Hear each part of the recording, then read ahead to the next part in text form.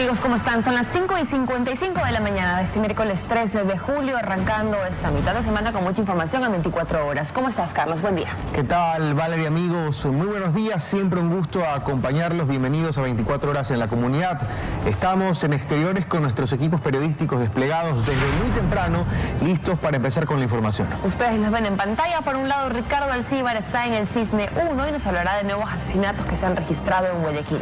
Mientras que Bernarda Ceballos se encuentra en Portoviejo, Manabí, y nos contará sobre el asesinato de un candidato a la alcaldía de ese cantón manabita. Arrancamos con tu avance, Ricardo. Buenos días.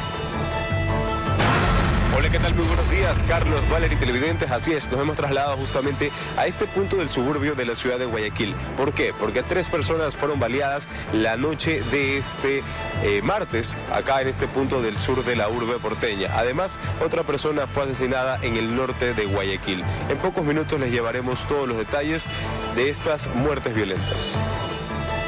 Y pareciera que no se detiene, Ricardo. Gracias por tu avance. Bernarda, nos vamos hasta Portoviejo contigo. ¿Qué sucede ahí? Cuéntanos, danos un avance. Carlos, Valeria, muy buenos días, 5 de la mañana con 57 minutos. Efectivamente, nosotros nos encontramos en la capital, en Manabita. Informarles que en estos momentos también se está velando en la parroquia Colón los restos del ex candidato a la alcaldía de Portoviejo. De igual forma, los operativos militares y policiales se intensifican aquí en la provincia de Manabí. Esto luego de la declaratoria del estado de excepción. Más adelante, con más detalles.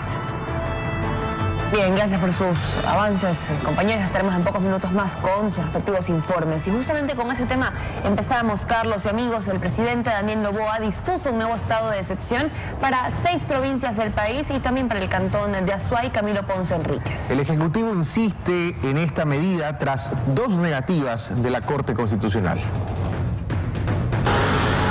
Es el tercer intento en 3 meses para implementar un nuevo estado de excepción por parte del gobierno de Daniel Noboa.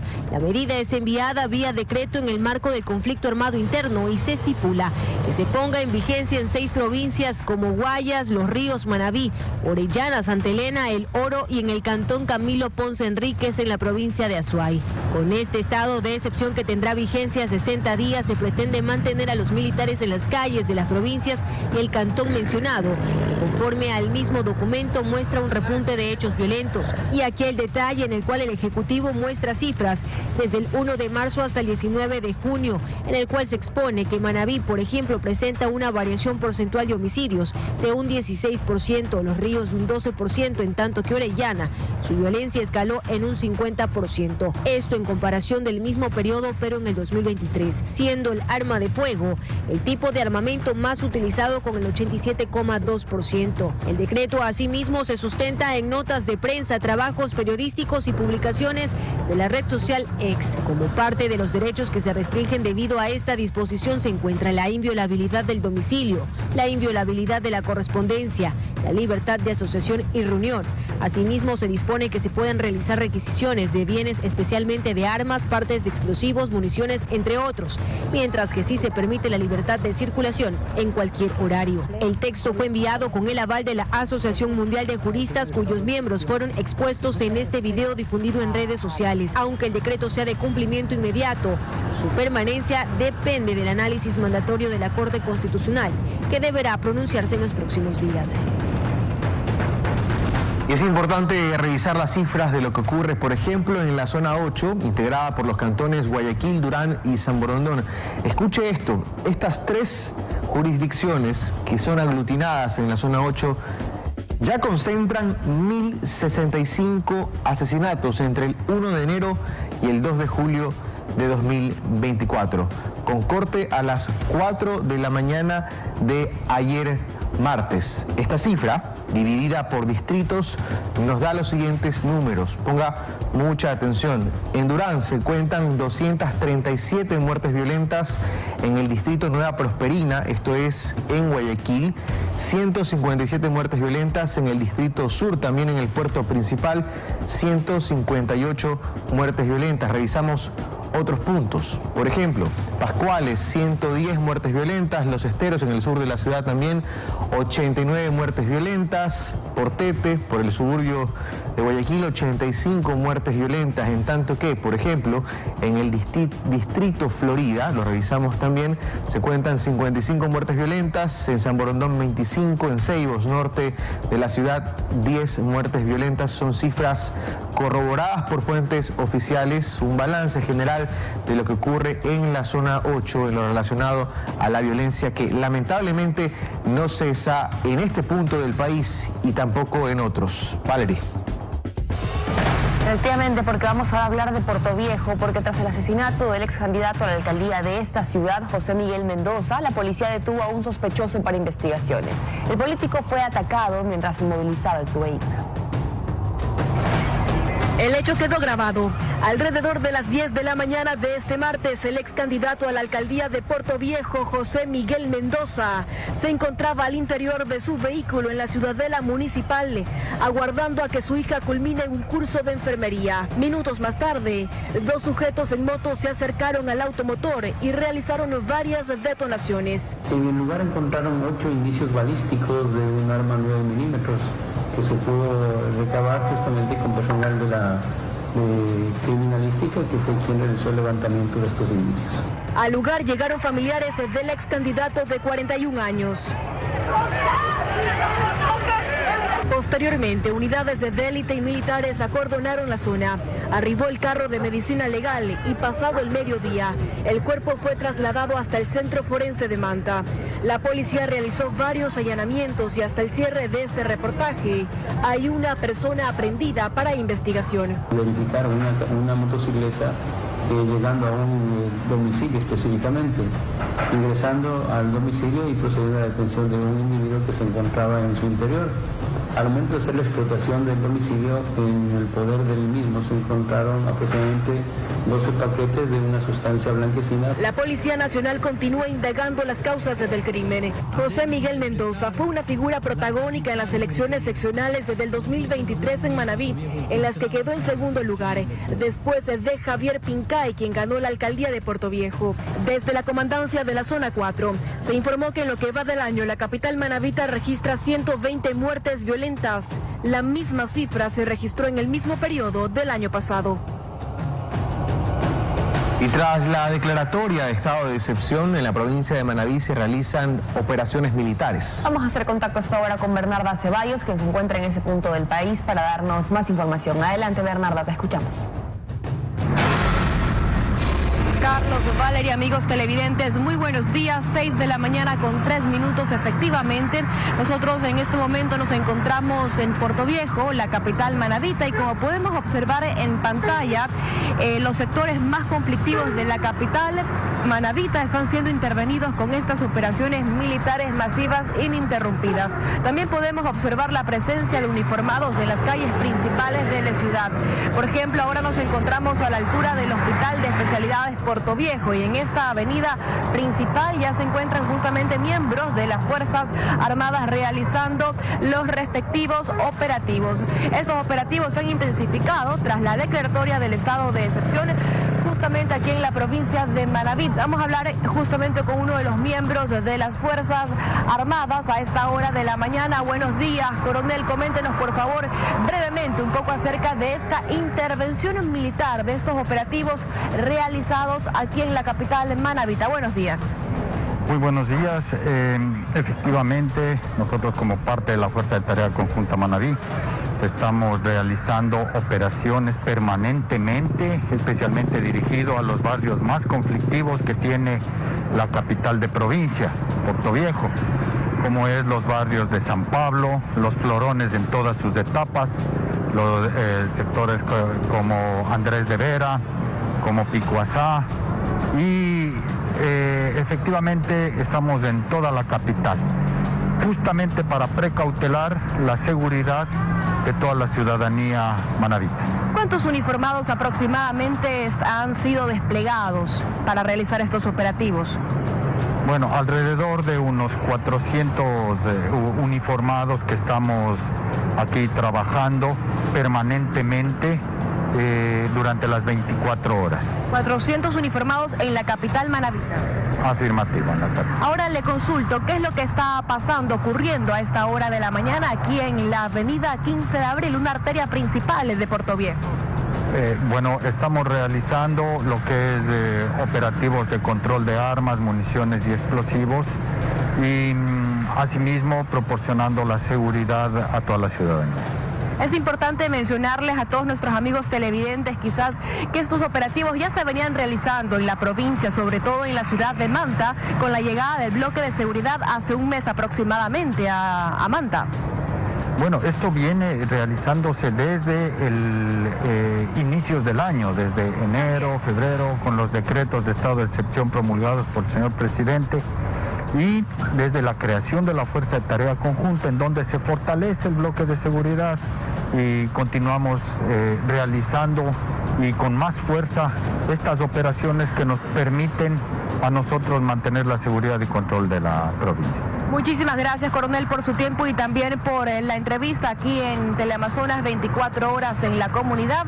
Podemos observar cómo los operativos continúan realizándose, al menos aquí en esta zona céntrica, avenida principal, 15 de abril, de aquí justamente de la ciudad de Portoviejo. Mencionarles también brevemente que los restos del ex candidato a la alcaldía de Portoviejo, José Miguel Mendoza, están siendo velados en la parroquia Colón en el domicilio del Hoyo Oxiso. En los exteriores de la vivienda pudimos constatar que había presencia policial y también al interior de la vivienda hay resguardo privado, ¿no? Presencia de seguridad privada. De forma extraoficial se nos ha informado que al mediodía se realizará una capilla ardiente en el Campo Santo Jardines de Manabí y a las 16 horas se tiene previsto la sepultura del ex candidato a la alcaldía de Portoviejo. Brevemente les mencionamos también las cifras de muertes violentas. Portoviejo en lo que va del año registra 120 muertes violentas. La cifra se mantiene si lo comparamos con el mismo periodo del año anterior.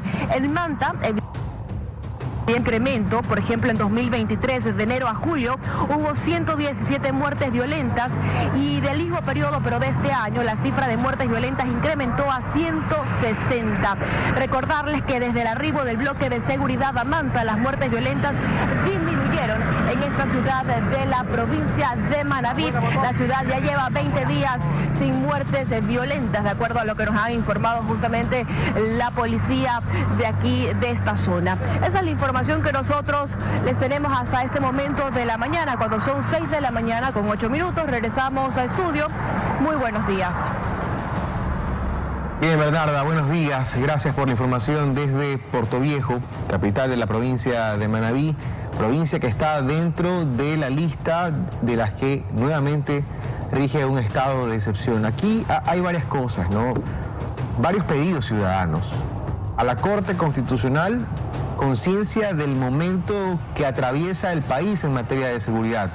Al Comando Conjunto de Fuerzas Armadas a desplazarse como los vimos a inicios de año, cuando también habían estos operativos disuasivos en la calle, pero cuando iban a la guarida de criminales a detenerlos, a levantar evidencia, al sistema de justicia a ponerse finalmente del lado de la gente, porque lo que hacen todos los días da muestras de que trabajan para el crimen. Lastimosamente, los ejemplos son diarios y seguramente habrá quienes son excepciones, pero la mayoría pareciera que no, y ese descontento se siente en las calles. Y al gobierno nacional a finalmente esgrimir una política pública que le permita no echar cada tanto mano de estos estados de excepción. Sí, lamentablemente las cifras de muertes violentas dan justamente para el análisis de esa situación, porque también regresando a Guayaquil, es importante contarles que en las últimas horas al menos 3 hombres fueron asesinados. Vamos a hacer contacto con nuestro compañero Ricardo Alcíbar, quien se encuentra en el Cisne 1, para ampliarnos la información. Ricardo, para empezar, ¿se siente el estado de excepción en el lugar en el que te encuentras? ¿Se ve algo más de movimiento de la fuerza pública? Creo que ya me estás respondiendo con tu expresión. Adelante. ¿Qué tal, Carlos? Valerie, muy buenos días. Así es, en realidad conversábamos con un señor que nos contaba de una movilización que iban a hacer como trabajadores, bueno, asuntos que la gente le cuenta a los medios de comunicación cuando los ve en la calle.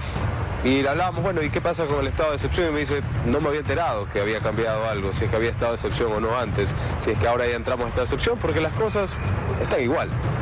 Realmente están igual. Ayer en horas de la noche, luego de que se decretara el estado de excepción, 3 personas fueron baleadas, justamente acá en donde nos encontramos a esta hora de la mañana, que estamos entre la calle Treceava y el primer callejón de la Francisco Segura en el sector del Cisne 2, suburbio de la ciudad de Guayaquil. Ellos estaban metros más adelante por temas de seguridad, estamos informando acerca de cuadra y media del lugar donde ocurrió el crimen.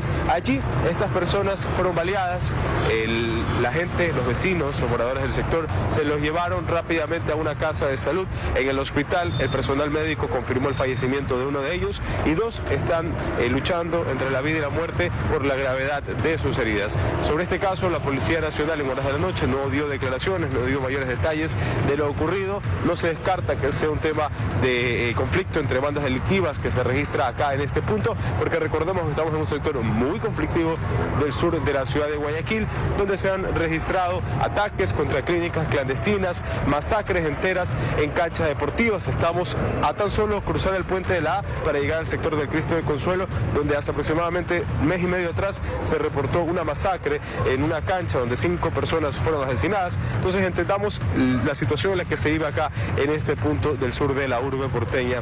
Patrullaje policial, por ahí sí vimos 1 o 2 patrulleros pasando, como es lo habitual acá. Sin embargo, de ahí mayores controles o mayor cambio en materia de seguridad realmente no se ve acá en el suburbio de la urbe porteña. Previo a este caso, cerca de las 5 de la tarde de este martes, se reportó otro ataque armado, y producción, ayúdeme con las imágenes, esto en el sector de Los Vergeles. Allí, específicamente en ese punto, una persona de 18 años de edad, de apenas 18 años de edad, que se movilizaba en una bicicleta, fue asesinada. Él fue identificado como Carlos Ezequiel Bustos. Se conoce de que delincuentes llegaron, lo interceptaron mientras él se movilizaba en una bicicleta y le dispararon al menos 3 veces en la cabeza. El ataque fue directo y acabaron con la vida de estas personas.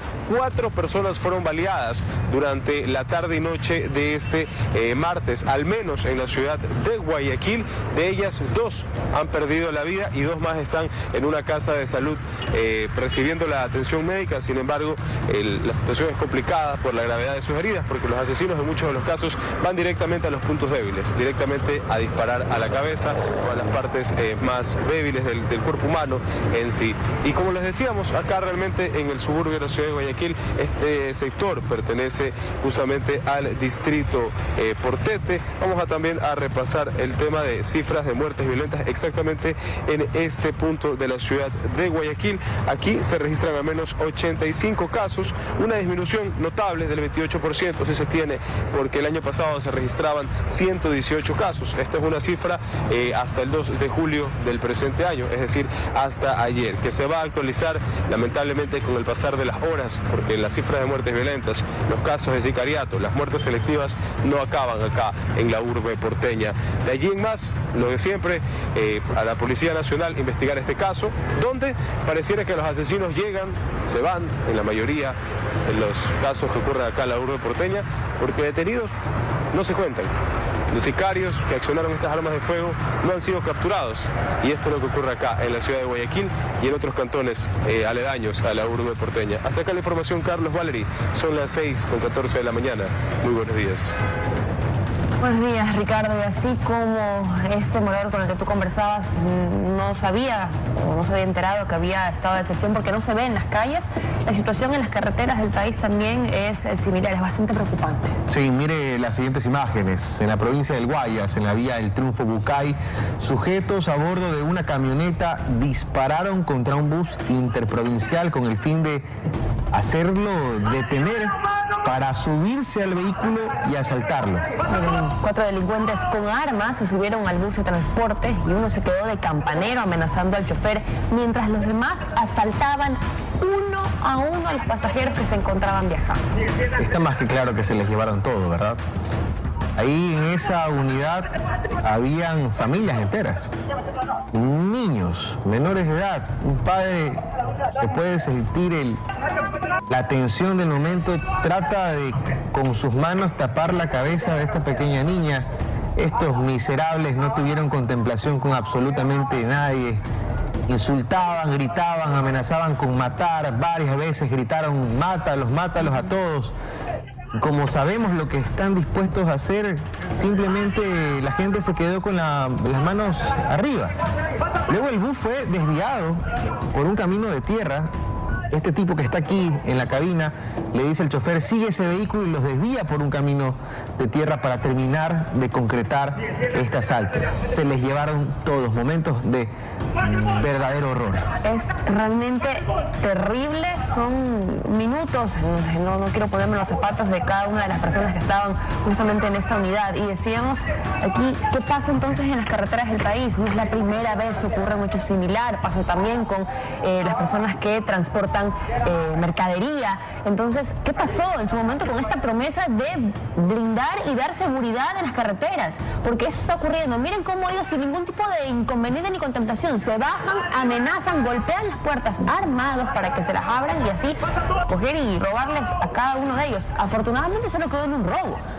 Sí, pero pudo haber pasado a mayores. Mire esta imagen. Para mí la imagen con la que empieza este loop, producción, es importante porque demuestra que estos tipos iban dentro de la cabina, pero también en el balde de la camioneta.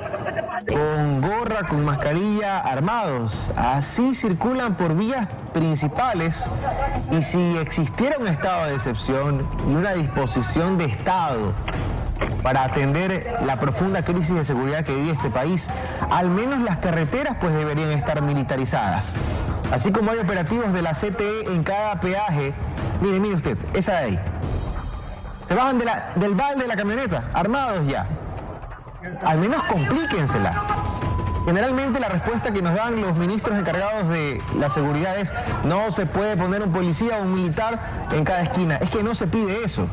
Se pide que al menos en vías principales dentro de las ciudades se hagan retenes para identificar a estos criminales y neutralizarlos antes de que actúen, o en su defecto, que se encuentren con un retén de la fuerza pública en su intento por huir. También en vías principales, en las carreteras, para evitar justamente esto. Por favor, que alguna autoridad empática, ahora que les gusta usar tanto esa palabra, ojalá la puedan aplicar, se pongan en los zapatos de estas familias.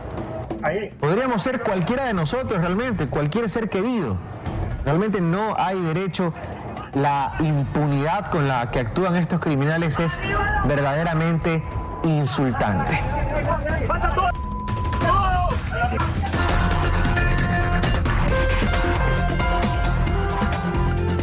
Estamos de regreso con más información cuando son las 6 de la mañana con 20 minutos. Gracias por seguir con nosotros. Le contamos, delincuentes a bordo de una tricimoto robaron a un ciudadano que circulaba por las calles General Gómez y Guerrero Martínez en el suroeste de Guayaquil. En ese lugar se encuentra Eder Cheme para que nos dé más información. Adelante, compañero, te escuchamos. Buen día.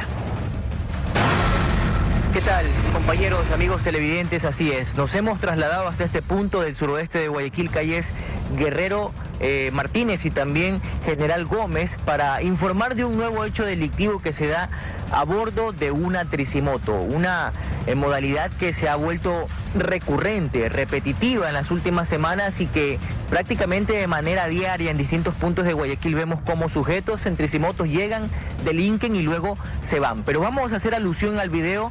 Veamos el video, así si me ayuda producción, en el que se puede ver con más detalles este hecho delictivo y de qué forma fue perpetrado. Ustedes ven cómo este ciudadano va transitando en una motocicleta cuando de manera inusitada e imprevista aparece esta tricimoto, le cierra el paso, se bajan aproximadamente 4 delincuentes de la misma, empiezan a robarle. Uno de ellos aparta al ciudadano que iba en la moto y otro en cambio se empieza a llevar este vehículo, da la impresión de que es una moto eléctrica, ¿no? Entonces, este robo se dio en horas del día, ¿sí? En horas del día de ayer, aquí específicamente en este sector del suroeste. Indicar e importante mencionar que en esta parte no está permitida la circulación de tricimotos, es decir, nos preguntamos qué hacía una tricimoto y cómo puede franquear los controles de la autoridad de tránsito circulando por vías principales. Eso en primer lugar. En segundo, que ya cuando hay más de 3 o 4 personas en una tricimoto, las personas saben que andan delinquiendo. Aquí, detrás de cámaras, los ciudadanos nos han indicado, Sí, vienen de otras partes del suburbio las tricimotos, pero nos indican, le voy a decir la verdad, andan robando, nos dicen, andan robando. Es la opinión ciudadana que hemos podido recabar en el poco tiempo que llevamos aquí en el transcurso de esta mañana. Y es que esos delincuentes utilizan este mecanismo de transporte no para trabajar, sino para generar terror, para andar delinquiendo. Aprovechan en horas de la mañana cuando las personas empiezan a salir, se movilizan caminando hacia las vías principales para coger su transporte, o incluso también aprovechan las horas de la noche cuando ya las personas incluso ya llegan de sus trabajos. En otro hecho, compañeros, suscitado el mismo día de ayer, delincuentes también robaron en un local comercial que está ubicado en Samanes 7. Justamente ustedes ven el video en este momento, una ciudadana que estaba por ingresar al lugar en el que vive, donde hay un portón, logra ingresar en el momento en el que estos delincuentes estaban robando en la esquina en una tienda. ¿No? Sucedió en horas de la noche de ayer en Samanes 7. Nos preguntamos allí qué hacía una tricimoto en ese sector, si allí no tienen tampoco permitido circular. Pues miren, se está volviendo muy recurrente el robo o los actos delictivos cometidos por sujetos que andan en tricimoto, que da la impresión de que anduvieran trabajando, o eso es lo que ellos quieren dar a entender. Sin embargo, en realidad están robando. En este punto aquí, a esta hora de la mañana, no hemos visto todavía ninguna tricimoto, pero suelen empezar a circular. Nos han indicado a partir de las 6:30, 7 de la mañana, empiezan a salir, a merodear la zona, y cuando ven a una persona que va caminando, que llevan un objeto de valor como un celular o algo, pues se acercan de manera rápida y le roban. Y si ven a personas que andan en tricimotos, sobre todo, que andan en motocicletas, en motos livianas, en vehículos livianos, le suelen incluso hasta robar esta moto, como veíamos en el primer video. Así que esto ya se ha vuelto muy común, sucede en el norte, sucede en el sur,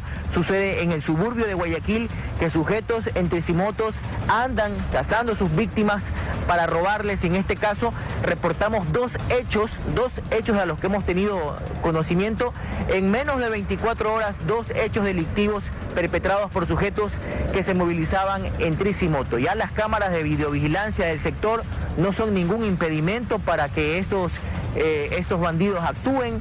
Esto ya no les importa que haya incluso en algunas ocasiones unidades de vigilancia comunitaria bastante próximas. No los detiene absolutamente nada. Y lo que está solicitando la ciudadanía, compañeros, en estos sectores es que haya más operativos enfocados en el control de las personas que se movilizan en tricimotos, ¿no? En sectores como Bastión, Juan Montalvo, Pascuales, son puntos en los que las tricimotos y la cantidad de estos tipos de vehículos pues impera. Es donde las hemos podido ver con mayor cantidad, incluso menores de edad circulando, y personas que incluso no suelen tener ni documentos. ¿Sabes cuánto podemos informar a esta hora de la mañana desde el punto en el que se dio este hecho delictivo, calles General Gómez y Guerrero Martínez en el suroeste de Guayaquil, con este recalco, nuevo hecho delictivo? Ustedes tienen más en estudios. Muy buen día. Buenos días, Eder. Yo me quedo con esa imagen que vemos en la parte derecha de la pantalla. Ver cómo esa niña corre desesperada hacia una reja y pasarse por abajo, con el miedo que esto conlleva. Así es como estamos, señores. Niños, adultos, jóvenes, con miedo de salir, así sea a comprar a la tienda, porque no sabemos en qué momento estos sujetos van a disparar o van a robar o van a hacer quién sabe qué cosa. La pregunta es ¿hasta cuándo? Vamos con un sinnúmero de estados de excepción, con un sinnúmero de promesas de operativos y acciones contundentes, y lamentablemente hasta el día de hoy las cosas no han cambiado. Lo único que sí cambia es el número de muertes violentas, el número de eventos delictivos que se van dando en diferentes puntos del país, pero hasta eso es como tienen que vivir, con miedo. Y se nos burlan en la cara, ¿no? Se nos burlan en la cara. Una tricimoto no es un vehículo que alcance alta velocidad como para emprender una huida. Ya andan 4, encima lo hacen más pesado, ¿no? En estos vehículos adaptados, asaltando a las personas. Es una afrenta a la ciudadanía y a la fuerza pública. ¿Alguien les podrá poner alto? Y lo otro es, a propósito de la eliminación de los subsidios a los combustibles. Los dueños de las tricimotos están recibiendo una compensación. De paso. Dinero público les están pagando para que les alcance en algunos casos. Qué bueno sería, por ejemplo, identificar quién es el dueño de esta tricimoto y que sea responsable por a quienes les alquila y le retiren el subsidio. Pero como en este país no pasa nada y normalizamos todo, seguiremos pagando de nuestro bolsillo a los dueños de los vehículos en los que asaltan a los ciudadanos. Sin sentido, ¿verdad? El país del sinsentido a veces. 6 de la mañana con 28 minutos. Vamos con otros temas. La correcta administración de los recursos operativos y humanos es el desafío que tienen las Fuerzas Armadas a poco de cumplirse 6 meses de la declaratoria de conflicto armado interno. En medio de solicitudes de baja y primeros casos de infiltración del crimen, especialistas consideran importante evitar que la institución sea permeada. Aun cuando el ministro de Defensa destaque dentro de todo lo positivo, que los protocolos que tenemos implementados están dando resultados. Que personal de Fuerzas Armadas esté siendo investigado por ingresar objetos prohibidos a prisión no debe ser considerado un tema menor, sino todo lo contrario, una gran alerta. Así lo cree el articulista Paul Palacios. Son más de 40.000 miembros y naturalmente pueden ser hechos aislados, esto de aquí, pero cada vez se observan con mayor frecuencia. Alerta que se debe evitar a toda costa que el crimen organizado logre penetrar también las filas de las Fuerzas Armadas, desplazadas en cárceles y operativos de seguridad interna, desde la declaratoria de conflicto que la próxima semana cumple 6 meses. Ellos son lo que nos queda como país para sostenernos como país. El exsecretario de Seguridad Pública, Wagner Bravo, considera importante prestar atención a los recursos operativos, pero también al recurso humano. A mediados de junio se dispuso el cambio de la jornada de trabajo para las fuerzas de tarea conjuntas y comandos operacionales. 21 días de trabajo, 7 de descanso. Duermen en el suelo, duermen en las carpas, no se alimentan a la hora. Eso va desgastando. Trascendió que el número de solicitudes de baja voluntaria que se han hecho desde el inicio del conflicto ha incrementado. En 2023, antes de esta medida, de las 3 ramas de las Fuerzas Armadas se dieron de baja a 1.178 personas. A la fecha, las solicitudes podrían haberse al menos multiplicado por 4. Pero no han sido consideradas procedentes, pues la vigencia de un conflicto armado interno es una de las razones para negarlas, según la Ley de Personal y Disciplina de las Fuerzas Armadas. Entonces, mantener la moral alta y las filas limpias se vuelve prioridad. Mientras no tengamos una política clara de fortalecimiento del Poder Judicial, de la policía, como elementos de represión del crimen organizado, de la delincuencia organizada en el país, es un poco difícil pedirle a las Fuerzas Armadas que cumplan una función tanto en lo judicial como en lo policial. Hay que decretar la movilización de las reservas de Fuerzas Armadas. Eso va a permitir ¿qué? Refrescar a las tropas. Y es que se trata de un conflicto que se sabe cuándo empezó, pero no cuándo terminará. Bravo hace sus cálculos, no menos de 2 décadas. Hacemos seguimiento al caso de los 15 militares procesados por ingresar celulares y otros artículos prohibidos a la cárcel de máxima seguridad La Roca. Sí, escucha esto. Este noticiero tuvo acceso a audios de testigos que confirman los nuevos montos que pagan por estos objetos.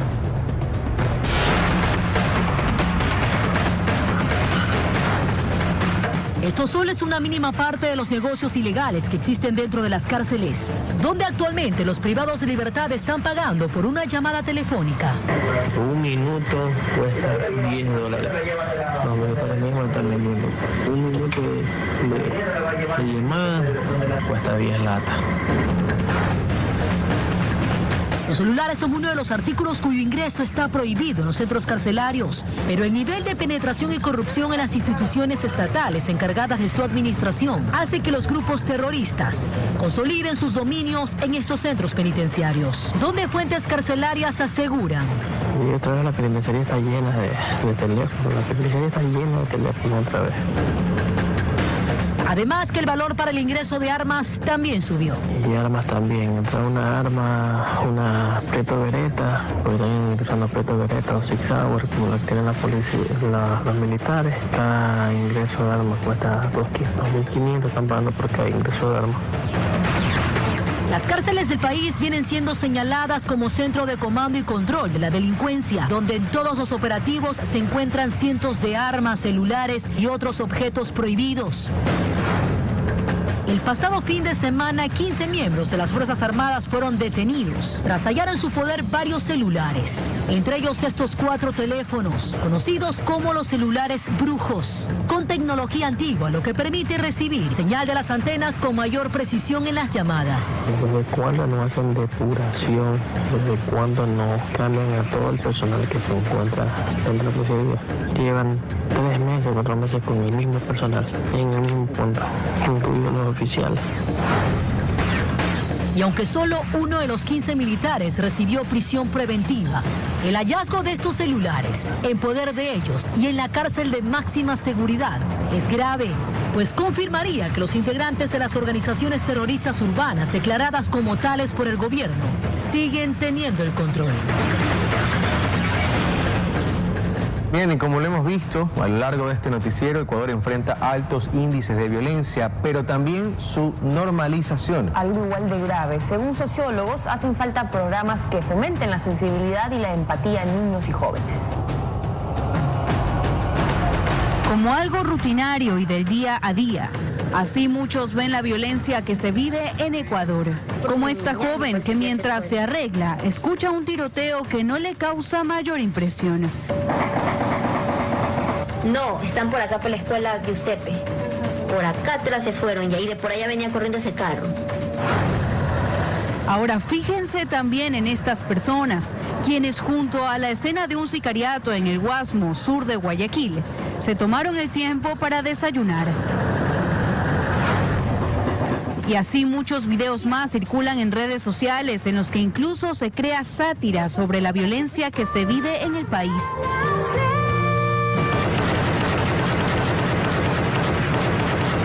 Donde yo vivo no se sabe si es cohete o balazo, pero igual se corre por si acaso. Todo esto solo demuestra que se está normalizando cada vez más la violencia.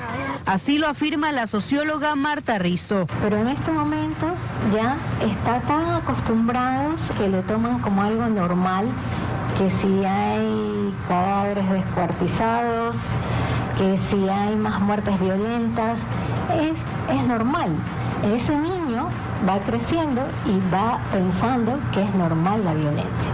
Mientras que para la psicóloga Indira Carvajal, esta normalización también es ocasionada por las redes sociales, dejando en evidencia la falta de empatía que hay en la sociedad. Una de ellas tiene que ver con el hecho de las redes sociales, de la televisión, y la vida cotidiana misma nos muestra que la violencia es algo que se repite día a día. Encontramos que hay una desensibilización emocional también. Quienes viven en áreas de violencia también pueden desarrollar distintos trastornos, aunque al principio no sean tan evidentes. La violencia puede evocar síntomas de ansiedad, síntomas depresivos, el trauma como tal, y eso sí, dependiendo de la frecuencia, duración, intensidad, otros factores externos y el contexto inclusive de la persona, sí puede llegar a generar algún tipo de afectación. Para Marta Rizzo, algo que fomenta la consolidación de la violencia es la falta de programas culturales para niños y jóvenes. Que vayan hacia la disciplina, hacia el desarrollo del pensamiento crítico y sobre todo a la sensibilidad. Si bien es cierto, Ecuador le apuesta al deporte, que es importante, el arte es la que te da la sensibilidad que justamente se ha perdido. Las cifras compartidas por el Ministerio del Interior dan cuenta de la violencia que se vive en el país. En los primeros 4 meses del 2024 se registraron cerca de 1.900 muertes violentas. Así también estas expertas señalan que el gobierno debe priorizar los programas gratuitos de concientización de la violencia en barrios y colegios para fomentar la sensibilidad y empatía en los niños y jóvenes. Y a propósito, la Cívica volverá a integrar la malla curricular de las unidades educativas del país.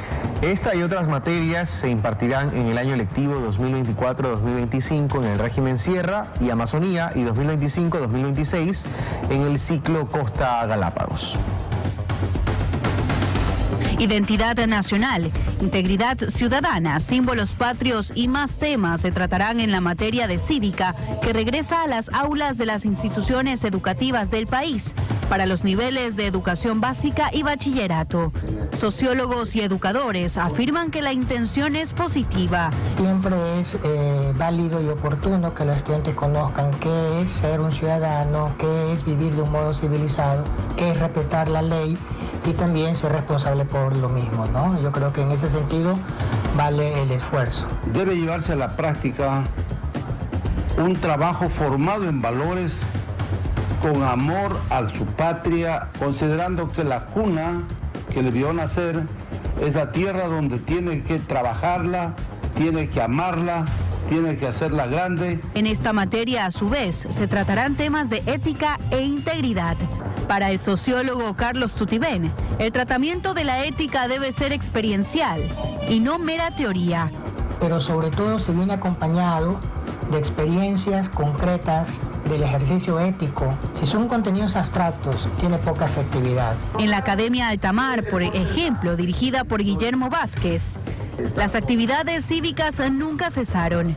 Nosotros hemos mantenido y mantendremos siempre, por ejemplo, el día de hoy, estamos realizando un concurso de oratoria sobre la Fundación de Guayaquil, donde participan los niños desde la más corta edad en el nivel inicial hasta el tercer curso de bachillerato. En el plan del Ministerio de Educación, que busca el fortalecimiento de la implementación y la innovación curricular por competencias, además de retomar cívica, también se incluirán otras materias como educación para el desarrollo sostenible, educación socioemocional, educación vial y educación financiera. Para Tutibén, también deben de impartirse otros conocimientos en el plan educativo. La educación espiritual, que no necesariamente es la religiosa, y sobre todo saber gestionar sus relaciones sociales en términos de amistades verdaderas y no solamente en términos de interés y de conveniencia. La implementación de estas materias será obligatoria y se llevará a cabo a partir del año lectivo 2024-2025 en el régimen Sierra Amazonía y del 2025-2026 en el régimen Costa Galápagos. Regresamos para contarles que siguen las infracciones por parte de tráilers en la vía La Costa. En esta ocasión, ciudadanos denunciaron a este noticiero con videos en mano la situación de lo que sucede. Hacemos contacto con Sofía Huir, ella se encuentra en esa zona, allá en la vía La Costa, para mostrarnos las imágenes y contarnos los detalles de lo que ocurre en ese punto. Adelante, Sofía. Compañeros, amigos televidentes, ustedes ya lo mencionaban y es así, continúan justamente las infracciones por parte de vehículos pesados y extra pesados aquí en la vía a La Costa. En esta ocasión, amigos televidentes y compañeros, como lo mencionábamos en videos que esta redacción ha recibido por parte de los ciudadanos, quiero que ustedes vean en primer lugar, si también producción me ayuda, como un camión, un video que muestra como un camión toma justamente este retorno aquí ubicado en la vía La Costa y de hecho lo usa, ¿no? Sabiendo que es un retorno que solamente es para vehículos livianos y de hecho tiene que hacer maniobras para poder avanzar por el retorno. No solamente una, sino dos veces es que vemos que da retro para poder avanzar justamente por este retorno. También no queda ahí solamente esta infracción, sino que la comunidad denuncia de manera constante, y es que estos mismos vehículos pesados y extra pesados no cumplen con lo establecido, es decir, ya se dispuso que estos pueden circular en ciertas horas y solo utilizando el carril derecho, pero también tenemos un video que llegó hasta nuestra redacción hace poco, donde podemos ver cómo estos vehículos siguen utilizando los carriles centrales y los carriles izquierdos en esta vía, compañeros. Es a diario que llegan a nuestra redacción videos y denuncias por partes de moradores que usan justamente su celular para captar estos momentos. Ahora, queremos mostrarles también, nosotros estamos en el kilómetro 20, justamente en ese retorno que les mencionábamos en un principio, donde un camión utilizaba este retorno, que de hecho no es por falta de señalética, porque ustedes están viendo, hay una señalética que dice no vehículos pesados en este retorno. Sin embargo, los camiones pesados lo usan para retornar, evidenciando que no es por falta de conocimiento ni de señalética, porque estas sí existen justamente en este punto de la ciudad, compañeros. Esa es un poco la información que nosotros tenemos para informarles el día de hoy y volvemos a repetir, son denuncias que llegan a diario a esta redacción diciendo que ya están cansados los más de 70.000 moradores que viven en esta zona de a diario tener que enfrentar justamente la imprudencia de estos vehículos. Eso es lo que les puedo informar a esta hora de la mañana. Ustedes tienen más en estudio. Buen día. Buenos días, Sofía. Gracias por mostrarnos lo que continúa ocurriendo en la Vía La Costa. Y les contamos ahora que el municipio de Guayaquil investiga a los responsables de los actos ocurridos en el Parque del Cerro, cerca del barrio Las Peñas. En este sector se registró hasta un baile nudista el fin de semana. Lo ocurrido este fin de semana en pleno centro de la ciudad, en un lugar turístico, no es un hecho aislado para el municipio de Guayaquil. Señalan que en el último año han coordinado y atendido más de 79.000 alertas de incivilidades comunicadas al EQ 911. Estas imágenes que se viralizaron en redes sociales, donde se observa un escándalo protagonizado por un grupo de personas, con música a todo volumen que incluyó un acto de nudismo. Preocupa a los habitantes del Cerro Santana, quienes indican estar cansados de estas fiestas que se registran todos los fines de semana. Hicieron un ruido increíble porque esa es una zona residencial, hay una cancha, hay niños, hay familias que viven ahí muchos años. La fiesta fueron personas que no son de aquí que hicieron eso, ¿no? Esos que no tienen permiso, miren las botellas de cerveza, todo eso, eso es de la clausurar ahí. Sí, pues eso está mal, pues los turistas se huyen todos. De decir, ¿qué es esto, Dios mío santo? El municipio de Guayaquil llama a lo sucedido una concentración no autorizada, que podría derivar en sanciones para los responsables por diversas contravenciones, principalmente relacionadas con el escándalo en la vía pública. Que haya más seguridad, que venga la policía, que se quede aquí. No vengan nomás a hacer actos de presencia. Me preocupa que estamos a puertas nosotros de nuestras fiestas de fundación. Fundación, exactamente, que viene el turismo y todo eso. Y ahora con esa cuestión, ¿qué va a venir? Se asustan y se van, pues. A mí, no, el EQ 911 me dijo que ya iban a ir al lugar, pero después una gente me informó que tenían permiso para hacer esa fiesta. Y es más, iban a volver a hacerlo ahora para la fiesta juliana. Pero esto no solo ocurre en zonas turísticas, también en varios sectores del norte de la ciudad. Estas imágenes corresponden al sector de Sauces 8 en el norte del puerto principal, donde libadores llegan desde las 7 de la noche y se van al amanecer, protagonizando todo tipo de escándalos en la vía pública. Según el artículo 393 del Código Orgánico Integral Penal, la persona que realice escándalo público sin armas, por ser una contravención de primera clase, será sancionado con trabajo comunitario de hasta 50 horas o pena privativa de libertad de 1 a 5 días. Las incongruencias que suceden en esta ciudad. Usted vio a esas personas libando debajo de una carpa de la Policía Nacional. Es que es una burla sin nombre. Y lo otro, lo que ocurre en el Cerro Santana, en general, en las zonas regeneradas, no debe ocurrir pues si los protocolos de seguridad funcionan. Cada vez que, por ejemplo, los equipos de prensa van a grabar, se aparece un guardia, no puede pasar hasta que haya autorización. Hay autorización para los desnudos, para libar en la vía pública, para hacer escándalo. No se entiende. 6 de la mañana con 48 minutos. Y ahora les contamos en otro tema que la influenza y el COVID-19 continúan propagándose con facilidad entre niños y jóvenes. Esta repercute en una baja asistencia de los estudiantes a clases. ¿Qué medidas adoptar frente a la situación? En el siguiente reportaje se lo mostramos. Si su hijo presenta fiebre, dolor de cabeza y malestar en general, puede que esté pasando por un virus estacional. Y es que el cambio de clima es uno de los factores para que se presenten enfermedades de índole respiratorio. Temperaturas bajas en la noche, estamos mucho tiempo en lugares cerrados, porque en el día hace calor, entonces te encierras en un lugar con aire acondicionado, estás encerrado.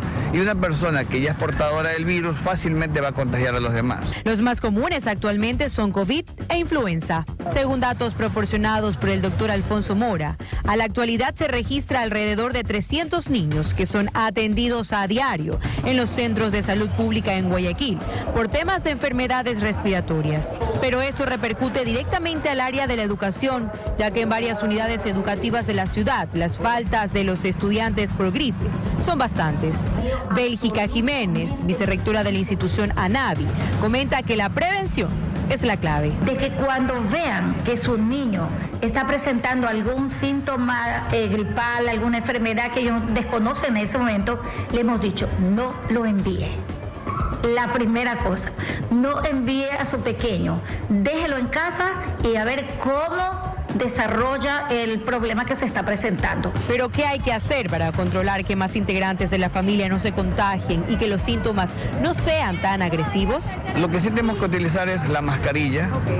Tenemos que mantener el distanciamiento, el lavado de manos, lo mismo que hacíamos en la época de COVID. La otra parte es la vacunación. Existe la vacuna contra la influenza. Según expertos, a más de esto, hidratarse y descansar permitirán que estos virus pasen más rápido en niños y adultos. A un día, señores, de que se dé este partidazo, la selección ecuatoriana de fútbol se prepara para medir a Argentina este jueves a las 8 de la noche. Hacemos contacto a esta hora con Hugo Quintana para que nos comente todas las novedades. Recordemos que él está en Phoenix, en Houston, para que nos dé detalles justamente de lo que será pues este encuentro con la selección. Adelante, Hugo, te escuchamos. Buen día. Hola, ¿qué tal? Buenos días. Sí, la selección ecuatoriana de fútbol continúa con su preparación para lo que será su duelo por los cuartos de final de la Copa América frente a Argentina este día jueves. Ayer la tricolor, como sabemos, entrenó sin acceso a los medios de comunicación y la buena noticia es que la tricolor no presenta bajas, es decir, no hay mayores novedades y Félix Sánchez Vaz podrá contar con todos sus jugadores para el compromiso frente a la albiceleste. Hoy la práctica será a las 9 de la mañana con acceso a los medios por 15 minutos. Después también se espera para la tarde la conferencia de prensa de Félix Sánchez Vaz acompañado de un jugador, como se suele realizar previo a cada compromiso. Sobre la formación no hay mayores indicios todavía, pero todo apunta a que no se realizarían muchos cambios. Recordemos que del primer al segundo encuentro apenas hubo una variante ante la sanción de Eder. Ingresó Kevin Rodríguez y del segundo al tercero apenas 2 cambios, porque volvió Ener al rol titular, Kevin Rodríguez se mantuvo dentro del 11 y en su lugar salió del 11 titular John Yeboah. Veremos si hay alguna variante, al menos en la portería seguirá Dida Domínguez, en la defensa continuarán Preciado, Torres, Pacho y Piero Hincapié, después Moisés y Franco en la primera línea de volantes, acompañados por Kendry Páez, Jeremy Sarmiento. Aquí la duda, si sigue Kevin Rodríguez o si está John Yeboah o el propio Alan Minda para dejar en punta a Ener Valencia, pero eso deberá confirmarse tras el entrenamiento del día de hoy. Así las novedades en la tricolor, que entrena entonces sin novedades pensando en el duelo frente a Argentina. La albiceleste, por su parte, contó ya con la presencia de Messi entrenando de manera normal, a la par del grupo en la última práctica. Esto obviamente levanta el optimismo en el conjunto albiceleste. Confían en que pueda ser de la partida, aunque todavía no lo confirman, pero esperan obviamente que Messi pueda ser titular frente a Ecuador este día jueves. De todas maneras, sabemos que Argentina tiene bastantes variantes en ofensiva, con jugadores como Di María, Lautaro, Julián Álvarez, entre otras figuras que tiene el combinado de Scaloni. Llegó a esta Copa como favorito y ha cumplido hasta el momento, con 3 triunfos en los 3 partidos disputados hasta ahora, y obviamente llega con el cartel de favorito también a este duelo frente a la tricolor. ¿Cómo queda el cuadro entonces para los enfrentamientos de cuartos de final? De la siguiente manera. Por un lado del cuadro tendremos el duelo entre Argentina y Ecuador. El vencedor de esta serie enfrentará en semis al ganador de la llave entre Venezuela y Canadá. Por el otro lado del cuadro tendremos el partido entre Uruguay y Brasil. Partidazo, sin dudas. Así las cosas entonces en la Copa América. Se ha cerrado la fase de grupos. Arrancan desde mañana los cuartos de final para entre mañana y el sábado conocer entonces cuáles serán los 4 semifinalistas de la Copa América. Y pensando en llegar a las semifinales, la tricolor entrena hoy, esta mañana, y también se espera la conferencia de Félix Sánchez Vaz. Nosotros seguiremos aquí en Houston llevándoles todas las novedades del equipo ecuatoriano en la previa de este partido decisivo frente al combinado argentino. Eso es todo por ahora de mi parte. Siguen ustedes con más en Estudios. Buenos días.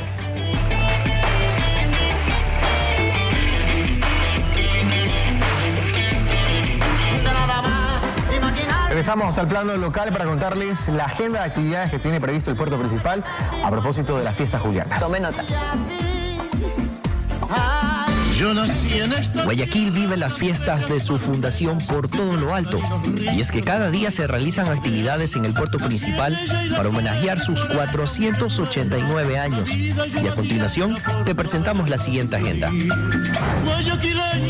Arrancamos con un recorrido sobre la historia de Guayaquil en miniatura, mostrando la evolución desde la ciudad vieja hasta la regeneración urbana, acompañados de audio e iluminación. El costo de la entrada para realizar este recorrido es de $2 y se ubica en el Portón Loja, en los bajos de Cinema Malecón. El horario de ingreso es desde las 10 de la mañana hasta las 18 horas. Y para los amantes de la música, a lo largo de la calle Panamá desde las 13 horas estará la Banda Municipal de Guayaquil, donde deleitará a su público con canciones tradicionales de la ciudad, como Guayaquileño, Guayaquil de mis amores, entre otras más, brindando un momento alegre y de algarabía a los guayaquileños. Estos son los eventos que se realizará en algunas partes de la ciudad, teniendo como objetivo una sola cosa: homenajear a la perla del Pacífico por todo lo alto. Todos los días hay cosas que hacer para celebrar a Guayaquil, así que esté pendiente de todas nuestras emisiones porque le daremos a conocer todas estas actividades. Le ponemos una pausa a las noticias de la comunidad, nos volvemos a conectar a partir de las 8 de la mañana. Viene la emisión nacional de 24 horas con Liz Valareso y Milton Pérez. Tengan un buen día.